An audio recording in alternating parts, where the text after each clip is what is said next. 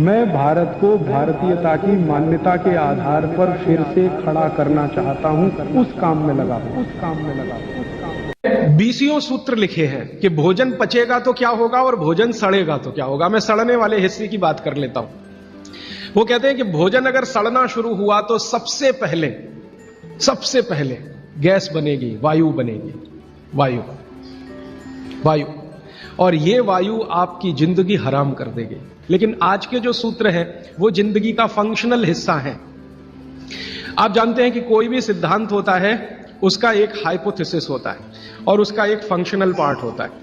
तो आज से जो शुरू हो रहा है वो फंक्शनल पार्ट है। इस फंक्शनल पार्ट में सबसे पहला सूत्र भागवत जी का। भागवत जी के लिए उनके 7000 सूत्र सभी महत्व के हैं, सभी महत्व के। उन 7000 में से मैंने कुछ चुनकर निकाले हैं जो मुझे लगता है 2007 के हिसाब से बहुत महत्व के हैं। हो सकता है 3500 साल पहले कोई सूत्र बहुत महत्व के हों और अब 2007 में हमारी जीवन शैली के हिसाब से वो उतने महत्व के ना हो, क्योंकि भागवत जी ने जिस जीवन शैली में रहते हुए वो सूत्र लिखे हैं वो ऋषि मुनियों की जीवन शैली है। आपकी जीवन शैली और ऋषि मुनियों की जीवन शैली में थोड़ा अंतर है।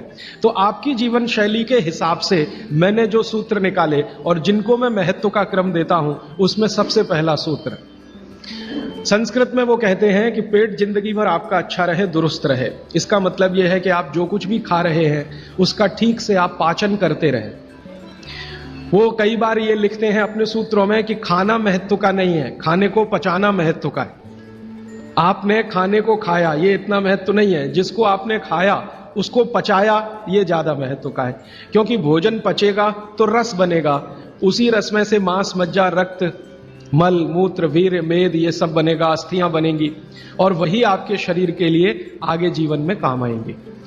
तो खाया वो महत्व का, उससे भी ज्यादा महत्व का खाया हुआ पचाया। तो वो कहते हैं कि पेट हमेशा दुरुस्त रहे, माने पाचन क्रिया आपकी हमेशा अच्छे से चलती रहे। इसके लिए पहला सूत्र उन्होंने लिखा भोजनांते विषम वारी। ये पहला सूत्र मेरे हिसाब से, उनके हिसाब से नहीं, मेरे हिसाब। पहला सूत्र भोजनांते विषम वारी। इसका सीधा सा अर्थ है भोजन के अंत में पानी पीना विष पीने के बराबर है। सूत्र ये है भोजन अंते, भोजन अंते। आप जानते हैं संस्कृत में मिला के कहने की परंपरा है। भोजन अंते माने भोजन के अंत में, भोजनांते विषम वारी। विष समझते हैं आप, जहर, जहर जैसा क्या है? पानी। भोजन के अंत में पानी जहर के जैसा है, विष के जैसा है। यह सूत्र है। अब इसको थोड़ा व्याख्यायित करता हूं ताकि समझ में आए। भोजन के अंत में पानी विष के जैसा है, यह बात वो कह रहे हैं। इसको समझना चाहिए कि क्या कह रहे हैं। सूत्र उतना ही है, समझने के लिए मैं आपको बहुत उदाहरण दूंगा ताकि आप जल्दी पता कर पाए। भागवत जी ने एक सूत्र में यह कहा है कि हमारा जो शरीर है इसका जो मुख्य स्थान पेट है, इसमें एक स्थान होता है पेट के अंदर, नाभि, लेफ्ट साइड में नाभि से थोड़ा ऊपर जहां मेरा हाथ रखा हुआ है, इस स्थान को कहते हैं जठर। संस्कृत में कहते हैं जठर, हिंदी में कहते हैं आमाशय। जठर, आमाशय, अंग्रेजी में चाहे तो एपिगैस्ट्रिकम। तो ये जो जठर स्थान है, भागवत जी कहते हैं कि इसमें अग्नि प्रदीप्त होती है, उसी को कहते हैं जठराग्नि। जठर अग्नि, जठराग्नि। तो वो कहते हैं कि जो आपका जठर स्थान है इसमें अग्नि प्रदीप्त होती है और भोजन जो कुछ भी आप करते हैं वो पहले जठर में ही जाता है, आमाशय में इकट्ठा होता है, वहां अग्नि प्रदीप्त होती है। वो अग्नि भोजन का पाचन करती है। यह है महत्व की बात। अब अग्नि प्रदीप्त हुई, आपने भोजन किया, अग्नि प्रदीप्त हुई। और भागवत जी इसके लिए एक सुंदर श्लोक लिखा है, लंबा है लेकिन हिंदी में बताता हूं। वो ये कहते हैं कि खाते ही अग्नि प्रदीप्त होती है, ऐसे ही जैसे आप बिजली के स्विच को ऑन करते ही लाइट जलती है। ये ऑटोमेटिक है, अपने आप होती है। आपने रोटी का पहला टुकड़ा मुंह में डाला और जैसे ही टुकड़े को चबाना शुरू किया, लार बनना शुरू हुआ, तुरंत अग्नि प्रदीप्त हो जाती, पहले ही टुकड़े में। तो ये अग्नि प्रदीप्त हुई। अब आप जो भोजन कर रहे हैं ये इस अग्नि के प्रभाव में पचेगा। तो भोजन के पचने की क्रिया में पहले भोजन रस में बदलेगा। पहले पेस्ट बनेगा, जैसे टूथपेस्ट की कंडीशन होती है वैसा बनेगा, लुगदी जैसा। फिर उसमें से रस बनेगा, फिर रस में से सब कुछ बनेगा। तो वो कहते हैं कि आपने जैसे ही भोजन किया अग्नि प्रदीप्त हुई। अब ये अग्नि भोजन को पचा रही है और आपने भोजन पूरा करते ही पानी पी लिया, गट गट गट गट गट गट। तो क्या हुआ? अग्नि शांत हो जाएगी। आपके रसोई गैस में चूल्हा जल रहा है गैस का, और जलते हुए चूल्हे पर पानी फेंकिए तो बुझ जाएगा। अग्नि का पानी से मेल नहीं है, दुश्मनी है।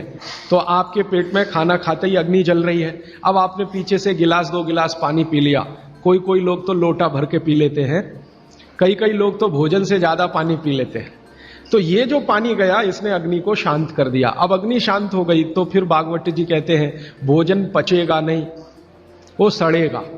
अब उन्होंने 20 सूत्र लिखे हैं कि भोजन पचेगा तो क्या होगा और भोजन सड़ेगा तो क्या होगा। मैं सड़ने वाले हिस्से की बात कर लेता हूं। वो कहते हैं कि भोजन अगर सड़ना शुरू हुआ तो सबसे पहले गैस बनेगी, वायु बनेगी, वायु। और ये वायु आपकी जिंदगी हराम कर देगी। और ये वायु की तीव्रता जब बढ़ेगी तो गले में जलन होगी, छाती में जलन होगी, पेट में जलन होगी। फिर और ज्यादा तीव्र अगर ये हो गई वायु तो ये शरीर में जाएगी, घूमेगी, क्योंकि वायु को पकड़ना मुश्किल है, जहां स्थान मिलता है वहीं जाती है। तो ये वायु पूरे शरीर में घूमेगी तो सिर घूमेगा, आपको चक्कर आएंगे, सिर में दर्द होगा, पीठ में भी दर्द हो सकता है, हृदय स्थान पे भयंकर दर्द हो सकता है। कई बार तो इतना दर्द होता है कि आपको लगेगा कि हार्ट अटैक आ गया, लेकिन वो वायु का दर्द है, हार्ट अटैक नहीं। और ये जो वायु बनी भोजन के सड़ने से, इसी वायु में से भागवत जी ने सूची बनाई है कि 103 रोग पैदा होंगे। 103। सबसे पहला रोग है उसमें एसिडिटी, हाइपर एसिडिटी। ज्यादा दिन अगर आपने ये चक्कर चलाया पानी पीने का तो अल्सर, पेप्टिक अल्सर, और ज्यादा दिन चक्कर चलाया तो बवासीर, मूढ़व्याध, भगंदर, ये सब रोगों की सूची है। और अंत का एक रोग है कैंसर, कर्क रोग। 103वें नंबर पर उन्होंने लिखा है कर्क रोग। माने एसिडिटी से शुरू होकर आप कैंसर तक की यात्रा कर सकते हैं।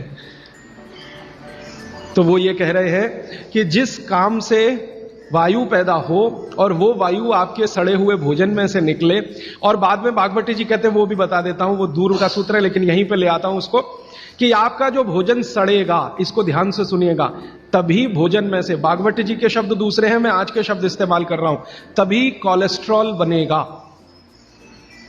सड़े हुए भोजन का ही बाई प्रोडक्ट है कोलेस्ट्रॉल। अगर भोजन का पाचन हुआ तो कोलेस्ट्रॉल शून्य रहता है, वो कोलेस्ट्रॉल जो आपको हानि पहुंचाता है। आप जानते हैं शरीर में 2 तरह का कोलेस्ट्रॉल है, एक गुड और एक बैड। अच्छा कोलेस्ट्रॉल माने HDL, हाई डेंसिटी लिपोप्रोटीन। खराब कोलेस्ट्रॉल माने LDL और उसका छोटा भाई VLDL, very low density lipoprotein. तो भागवती जी कहते हैं कि ये जो खराब कोलेस्ट्रॉल है वो रक्त में तभी आता है जब भोजन पेट में सड़ता है। इसका माने जिनको कोलेस्ट्रॉल बढ़ रहा है या बढ़ा हुआ है वो ध्यान दें, उनको भोजन पच नहीं रहा, उनका भोजन सड़ रहा है। तो कोलेस्ट्रॉल बढ़ेगा तो हार्ट अटैक भी आएगा, कोलेस्ट्रॉल बढ़ेगा तो घुटने भी जड़ हो जाएंगे, सारी संधियां आपकी एकदम कड़क हो जाएंगी, आपको चलना फिरना मुश्किल हो जाएगा, 10 कदम चलना मुश्किल हो जाएगा।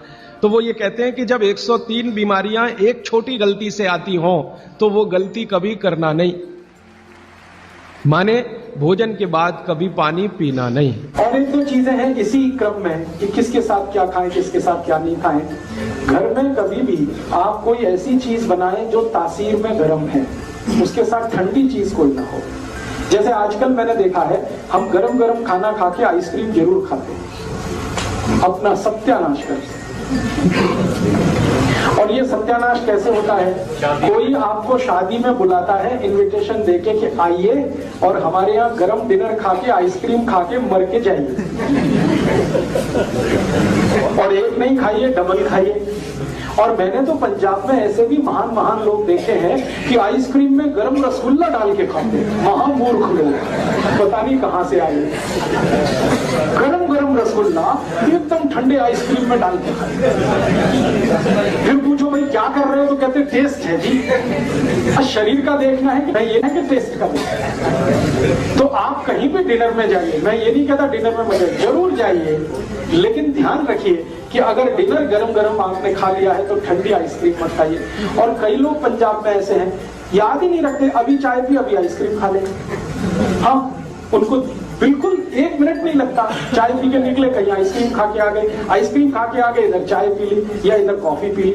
तो चाय और कॉफी दोनों गर्म है और आइसक्रीम बहुत ठंडी है, इनका कॉम्बिनेशन नहीं है, बहुत तकलीफ होती है शरीर को। कितनी देर बाद खाओ खाने को? 1 घंटा कम से कम। गर्म चीज खाने के 1 घंटे के बाद ठंडी चीज, या ठंडी चीज खाने के 1 घंटे के बाद गर्म चीज। और वैसे मैंने कल आपको सूत्र बताया था, ठंडा कुछ खाना ही नहीं है, क्योंकि आइसक्रीम तो 10 डिग्री से कम की है, वो शरीर को तकलीफ ही देने वाली है। तो आप बोलेंगे फिर आइसक्रीम को कैसे खाएं? गर्म करके खाइए। अगर आइसक्रीम खानी है तो उसको गर्म करें।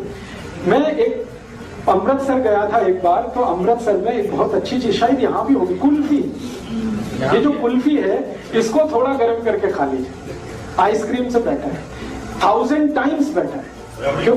हाँ, रबड़ी खाइए ना, तो कुल्फी वो शायद रबड़ी की ही बनाई है। खूब दूध गर्म करके रबड़ी जैसा हो जाता, फिर कुल्फी जमाते। तो कुल्फी को थोड़ा गर्म करेंगे तो वो रबड़ी जैसा ही हो जाता, वो खाने लायक है। माइक्रोवेव से अच्छा है गैस का चूल्हा।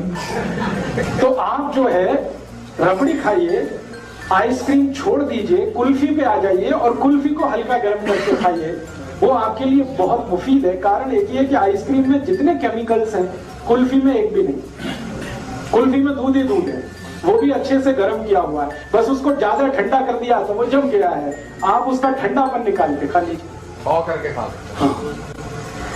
और नहीं तो एक आखिरी ऑप्शन बताता हूँ, खाना ही है आपको, तो मेरा ये कहना है कि उसको सलीके से खाइए। जैसे आप कुल्फी खा रहे हैं ना, तो उसका तरीका ये है कि पहले उसको मुंह में रखिए थोड़ी देर, कुल्फी का टुकड़ा काट के मुंह में रखिए और उसको घुमाइए, तो जो लार है वो उसको अपने आप गर्म कर देगी। जब हल्की गर्म हो जाए फिर अंदर ले जाए। ये लास्ट ऑप्शन है। जब खानी ही है तो मेरी बात तो मानिए, उसको गर्म करके खाइए। खानी ही है तो थोड़ी देर मुंह में रखिए, उसको घुमाइए, थोड़ी लार से वो गर्म हो जाएगी। दोस्तों, सबसे पहले तो चैनल सब्सक्राइब करें, फिर लाइक, कमेंट और शेयर करें। और हाँ, हमारा एंड्रॉयड ऐप डाउनलोड करना ना भूलें।